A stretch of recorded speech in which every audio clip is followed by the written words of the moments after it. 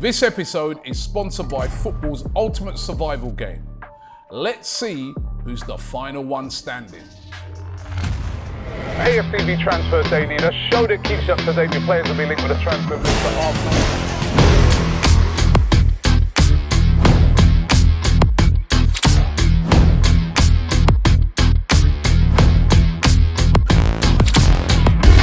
Welcome along to AFTV Transfer Daily, the show that keeps you up to date with players that have been linked with a summer transfer move to Arsenal.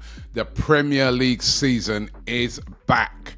Liverpool playing last night against Bournemouth, and I've got to say, Bournemouth put up a really good fight. They were 2-0 down, and then they came back to make it 2-2, but then Liverpool showed their class, showed their attacking prowess. That's the thing that's got them through a lot of last season. And coming out 4-2 winners in the end. So Liverpool off to a winning start. But of course, our first game kicks off tomorrow against Manchester United, and I'm really getting excited for it right now. Don't forget, final one standing. You've got to make your pick before that first game today. Hopefully you're watching this before the first game, 12:30 p.m. UK kickoff. If you haven't already made your pick, if you want to get involved. Of course, the rules of it is you can pick one team to win. If your team loses or draws, you are out. It's free to play. You can win £500,000. Please gamble responsibly. T's and C's do apply. You've got to be based in the UK and you have to be over 18 to play. So if you want to get involved, I've gone for Man City, right? Manchester City to beat Crystal Palace. I know... as an Arsenal fan, I can't 100% say we're not going to even, lose or draw against Man United. Although I do think I'm confident that we can get a win. And you can never go on Spurs. They seem to be the banker for this weekend on paper. But I ain't having that. So make your pick if you haven't already done so. Now, of course, Mikel Arteta did his press conference yesterday ahead of the Manchester United game. Very interesting. He was asked about transfers, of course, in that, and he was very blunt in his reply. He just said, listen, I'm leaving all of that to Berta, right? So very smart by him. He doesn't not getting involved in any arguments over transfers. He was also asked, though, about is he happy with the attacking depth at Arsenal, to which he replied he is happy at the moment with the attacking depth. What does that mean for transfers going forward? Because, I think we all kind of, know that if a player is going to be bought in, it's going to be in the attacking area, probably on that left wing. Is he more or less saying that he's happy with the attacking depth, like sort of as the attacking midfielder? Because we do know now that Ethan Nwaneri is going to be more deployed in that position more than on that right wing now that we've brought in Madueke. Or is he saying that he's happy overall? That's yet to be seen. And he was also asked about Leandro Trossard, if Leandro Trossard is fit to play in the game against Manchester United, to which he said, yes, he will be fit to play in that game. Going to be interesting to see if Leandro Trossard does play in that game. Does he start? Does he come off the bench? All these things are always indicators as to is a player on the move. We know that he hasn't signed any new deal yet, and he's only got 1 year left on his contract, and they're not going to want him to walk away for free. And we know that Aston Villa, as I was been speaking about over the last couple of days, are showing a very big interest in Leandro Trossard. Remember, there's a couple of weeks left to go until the end of the transfer window, but Leandro Trossard is interesting. Aston Villa, and he could still go, but will he play in tomorrow's game? That's going to be really interesting to see. And also, of course, Eberechi Eze. And as I said, Mikel Arteta saying he's happy with the attacking depth in the team, but what does that mean for the pursuit of Eberechi Eze?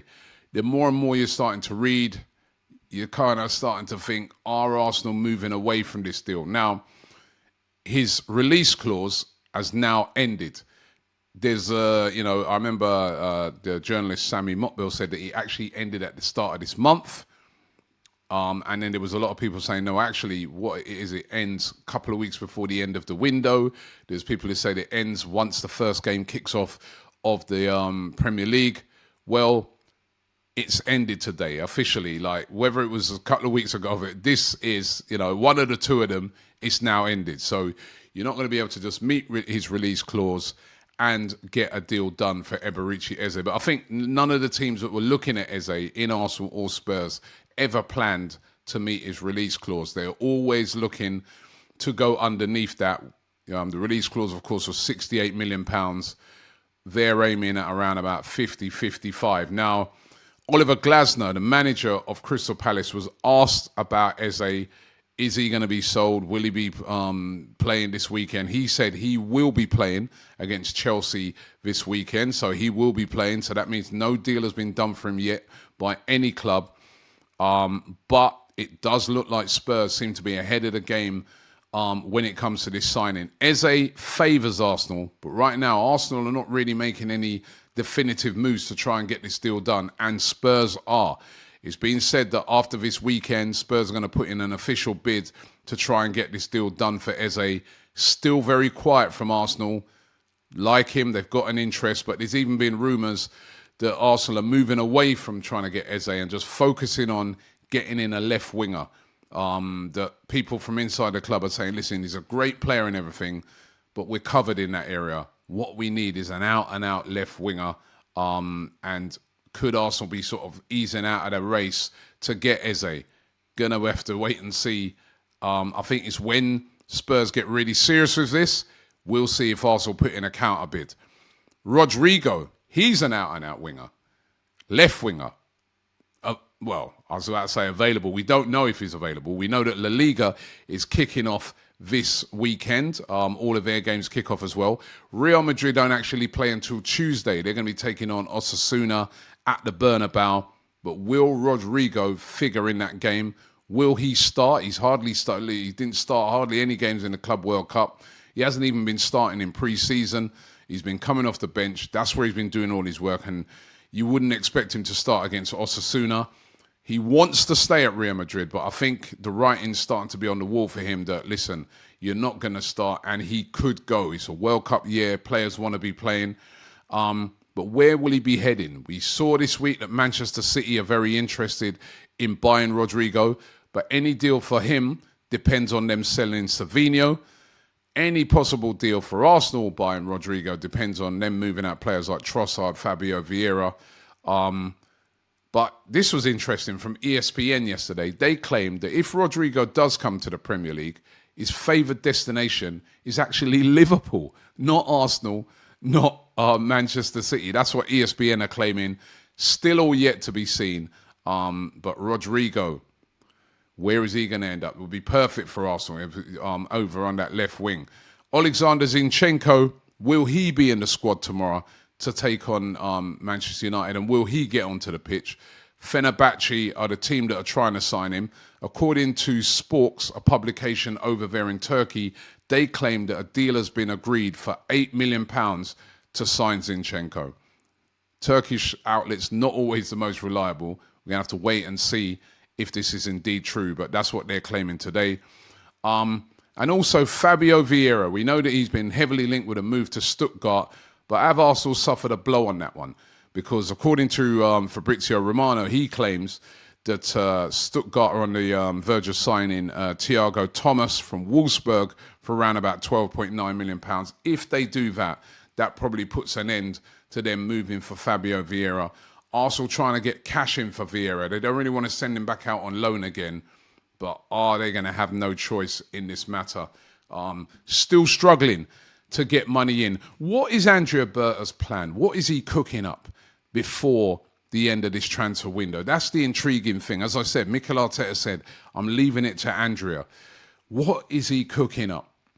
Is he going to go for Eze? Is it Rodrigo? Or is it somebody else right out of the blue? So far this window, he's done brilliant business. Brilliant. But is he going to round it off properly? Or are we going to be, again, at Arsenal, falling that one player short of what we need? It's going to be really interesting. Couple weeks to go. What is Andrea Berta cooking up? We're going to find out. Thanks for watching the show. Don't forget to check out all of our previews around the Manchester United game. Lots of great content around it. if you want to find out about that game, we're all over it. So check it out here on AFTV. Thanks for watching. Don't forget to subscribe, and I'll see you on the next one. You lot are always in the comments saying that we don't know ball. Well, now it's your chance to prove it. Could you predict the Premier League if we offered you £500,000 to do it? We've partnered with William Hill to bring you Final One standing. The rules are simple. Pick a Premier League team every week. Win, you stay in. Lose or draw, you're out. But you can only pick each team once. It's free to play, and there's £500,000 up for grabs. That's right, £500,000. Perfect. You need to have a William Hill app to play, so scan the QR code on the screen or hit the link in the description below to get involved. 18 plus, UK only. Please gamble responsibly. Terms and conditions apply, and full terms are in the link below. Let's see who's the final one standing.